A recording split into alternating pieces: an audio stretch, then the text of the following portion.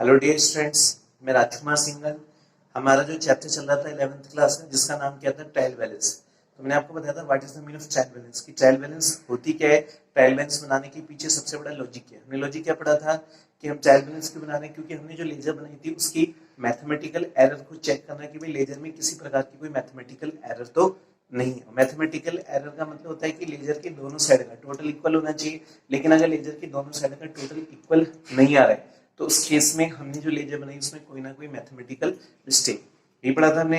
मैंने आपको बताया था there are two methods for the preparing of trial balance, एक तो टोटल मेथड और एक बैलेंसिंग मेथड। फिर एक चीज जो लिखाई थी कि कई बार क्या होता है कि हमारे पास लेजर नहीं दे रखी, तो हमें क्या करना होता है, ओनली आइडेंटिफाई करना होता है कि आइडेंटिफाई ऑफ अकाउंट्स बैलेंस की which is debit and which is credit, के मतलब कौन से अकाउंट का बैलेंस डेबिट होगा और कौन से अकाउंट का क्रेडिट होगा। मैंने आपको उसको एक्सप्लेन भी करना बताया था कि हमने उसको एक्सप्लेन भी पढ़ा था कि ऑल जितनी भी असेट्स होती है, all assets having always debit balance, मतलब जितनी भी असेट्स होती है उन सबका कौन सा बैलेंस होता है, डेबिट बैलेंस होता है। जैसे cash, bank, bear, debtors, plant and machinery, furniture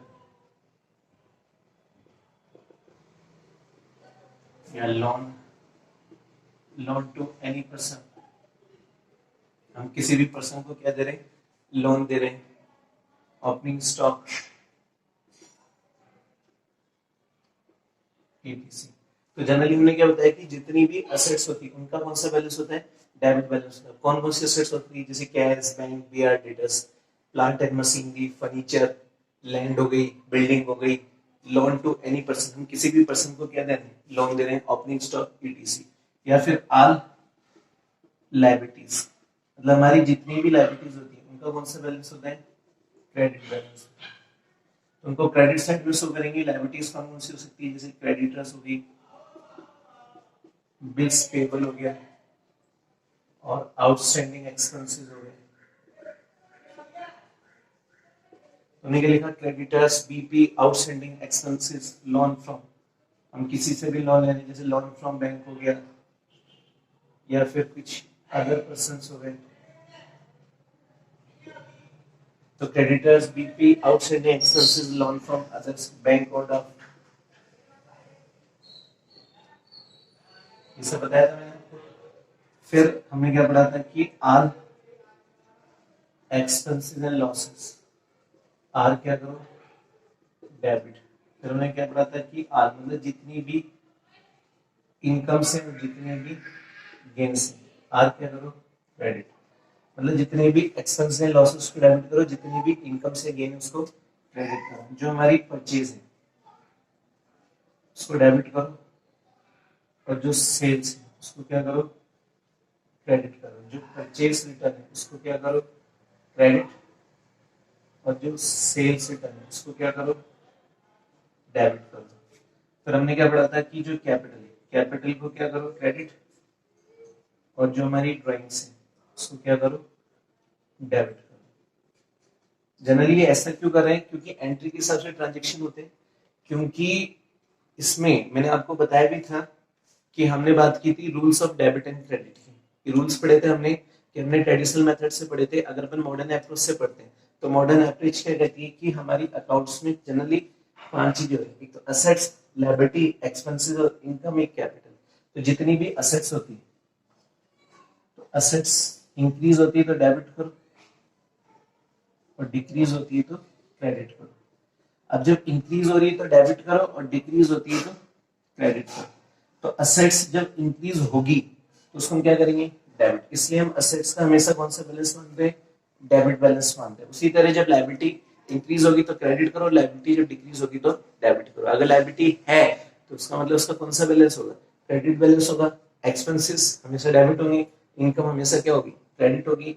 purchase debit होती है, परचेज रिटर्न क्रेडिट होती है, सेल्स क्रेडिट होती है, सेल्स रिटर्न डेबिट होती है। कैपिटल, क्रेडिट और ड्राइंग्स डेबिट।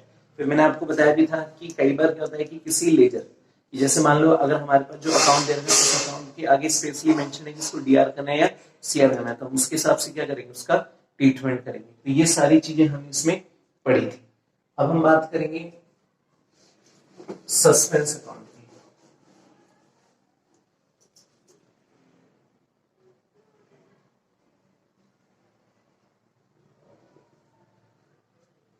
देखो सस्पेंस अकाउंट को हम हिंदी में क्या बोलते हैं? उचंती खाता।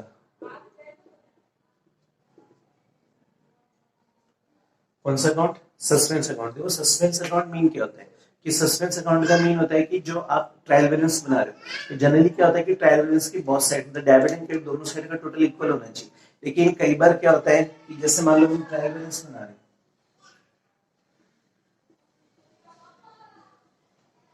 अब एक हमारी डेबिट है और एक हमारी क्रेडिट है। अब यहाँ पे डेबिट साइड का टोटल आ रहा है 50,000 और क्रेडिट साइड का टोटल आ रहा है 49,500। अब 500 का क्या है डिफरेंस आ रहा है। जबकि हम क्या करें कि इधर 50,000 है तो सीधी सी बात है इधर भी कितने होने चाहिए? 50,000 होने चाहिए। लेकिन पता चल रहा है कि क्रेडिट साइड का जो टोटल आ रहा है वो 49,500 आ रहा है, मतलब 500 का क्या आ रहा है डिफरेंस आ रहा है। अब 500 का डिफरेंस आ रहा है तो इसका मतलब हम ये मान के चलेंगे कि हमने जो लेजर बनाई है उस लेजर में कहीं ना कहीं मैथमेटिक्स एरर है नहीं। अब उसको हमें क्या करना पड़ेगा? रिमूव। कि हम जो लेजर बना रहे हैं उस लेजर में कहीं ना कहीं मैथमेटिकल एरर्स है और मैथमेटिकल एरर्स को हमें क्या करना पड़ेगा? रिमूव करना पड़ेगा। रिमूव का मतलब कि ये जो 500 रुपए का डिफरेंस आ रहा है इसका कारण क्या है? लेकिन जैसे मान लो आपने चेक किया, हमने लेजर को 10 बार चेक कर लिया, फिर जनरल एंट्री चेक की और जनरल एंट्री भी हमने कितनी बार चेक कर ली? 10 बार।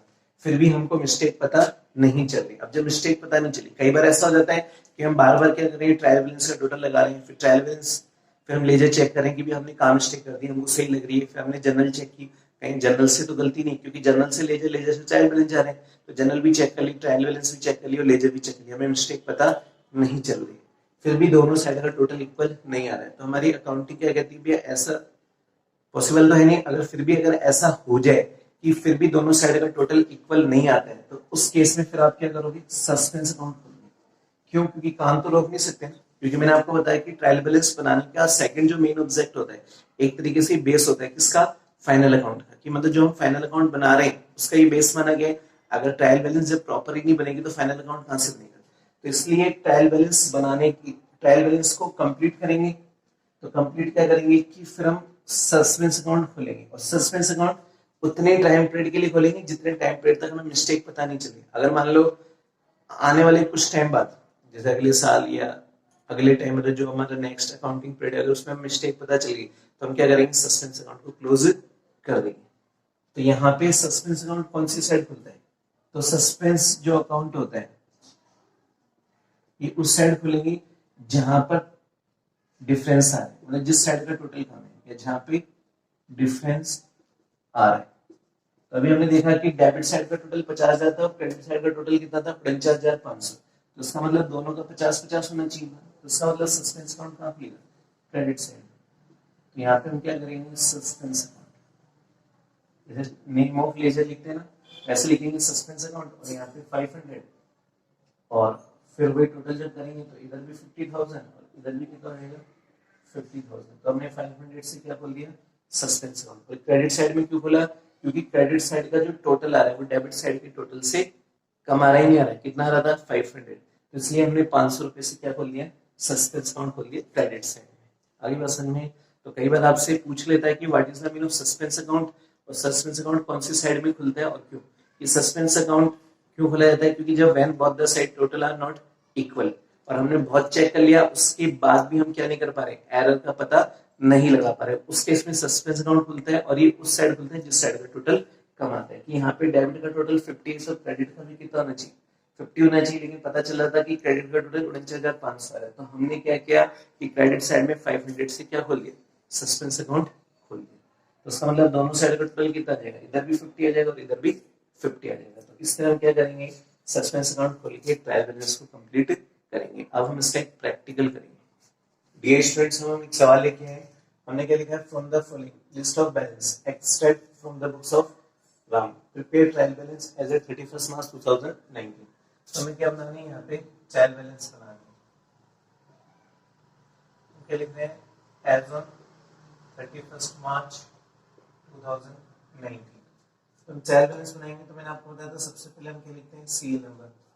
फिर यहाँ पे हमारा क्या आ जाएगा, नेम ऑफ लेजर अकाउंट्स। यहाँ पे जेलफ आ जाएगा, बाकी दो कॉलम आएंगे, एक तो डीआर रुपीस और एक सीआर रुपीस। तो देखो सबसे पहले हमारे पास क्या दे रखी है, सन्ड्री एसेट्स। तो फर्स्ट पॉइंट क्या लिखेंगे हम, सन्ड्री डेटर्स। अब देखो डेटर्स क्या होती है, बिजनेस की असेट्स होती है। तो जब बिजनेस की असेट्स होती है तो उसको डेबिट साइड में लिखेंगे। फिर बात किसकी आ रही है, ओपनिंग स्टॉक की। तो सेकंड नंबर किसका आ गया, ओपनिंग स्टॉक। तो हमारे पास जो ओपनिंग स्टॉक है कितनी है, 90,600। फिर थर्ड नंबर किसका आ रहा है, कैश इन हैंड। देखो कैश इन हैंड भी क्या होती है, बिजनेस की असेट्स मानी है। कितनी आ रही है, 11,000 आ रही है। फिर फोर्थ नंबर किसका आ रहा है, मशीनरी का। मशीनरी हमारी असेट्स से कितने आ रही है, 40,200। फिर फिफ्थ नंबर सेल्स का। सेल्स को हमें क्या करना है, क्रेडिट करना है। कितने से, 86,200। फिर सिक्स नंबर किसका आएगा, सेल्स रिटर्न। तो सेल्स रिटर्न अकाउंट डेबिट हो जाएगा। फिर यहाँ पे इंटरेस्ट ऑन राम्स लोन। तो यहाँ पे हमने क्या लिखा है, इंटरेस्ट ऑन राम्स लोन। अगर राम से जो लोन लिया तो उस पर क्या पे करेंगे, इंटरेस्ट। तो खर्चा बनाएंगे तो 3,000 आ जाएगा। फिर बात किसकी, कैरेज। कैरेज, देखो कैरेज का मतलब होता है किराया भाड़ा। जैसे हम माल एक जगह से दूसरी लेके जाते हैं तो जो भाड़ा पे करते हैं उसको कैरेज बोलते हैं। Number advertisement account 2,500। And interest on investment account, मतलब हमने मार्केट में जो इन्वेस्ट कर रखा है उससे जो इंटरेस्ट आ रहा है वो कितना आ रहा है, 800 आ रहा है। फिर 11th परचेज।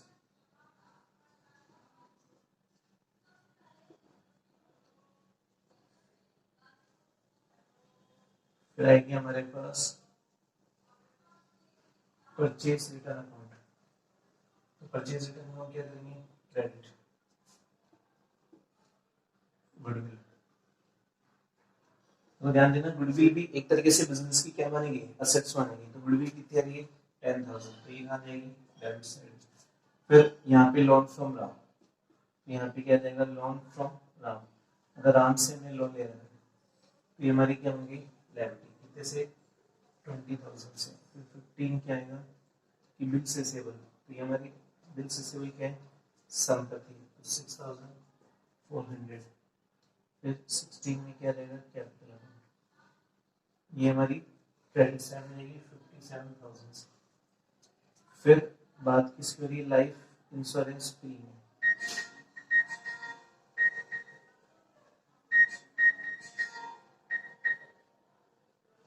ध्यान देना, लाइफ इंश्योरेंस प्रीमियम को हम ड्राइंग्स बोलते हैं। क्यों, क्योंकि देखो मेन चीज क्या होती है, एलआईसी के लिए जो हम पैसा निकाल रहे हैं। अब एलआईसी बिजनेस की तो होती है, पर्सन की होती है। तो जो ऑनर की एलआईसी होती है इसलिए उसमें ड्राइंग सोर्स का यूज करते हैं। कितनी होती है, 5,000।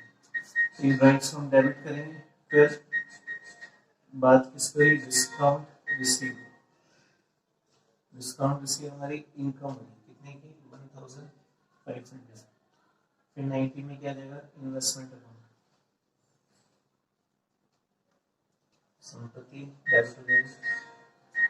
फिर 20 में salary creditors account. Syndicators liability 9,200।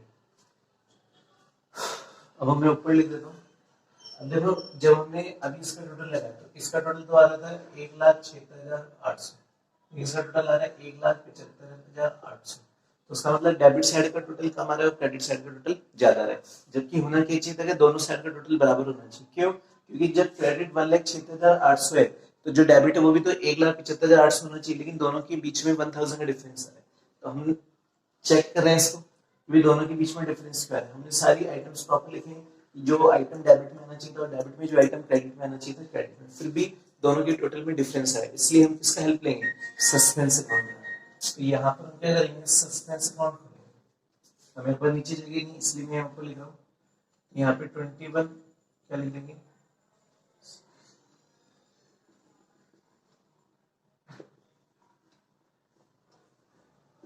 और लास्ट में क्या लगा देंगे? टोटल 1,76,800, 1,76,800। इस सबसे दोनों साइड का टोटल क्या जाएगा? बराबर हो जाएगा। मैंने ये बताया था कि सस्पेंस अकाउंट का मतलब होता है कि जब हमारे ट्रायल बैलेंस की दोनों साइड का टोटल बराबर नहीं आ रहा है, तो जिस साइड का टोटल हमें वहीं तो सस्पेंस अकाउंट खोलेंगे। तो यहाँ पे क्रेडिट का टोटल ज्यादा था, डेबिट से कितना? 1000। तो उस केस में हमने जो सस्पेंस अकाउंट है वो डेबिट साइड में खोल दिया। तो कितने से खोल दिया? 1000 से। और टोटल कितना आ रहा है? 1,76,800। तो इसका भी कितना आ रहा है? 1,76,800। तो इसमें हम क्या करेंगे? ट्रायल बैलेंस बनाएंगे।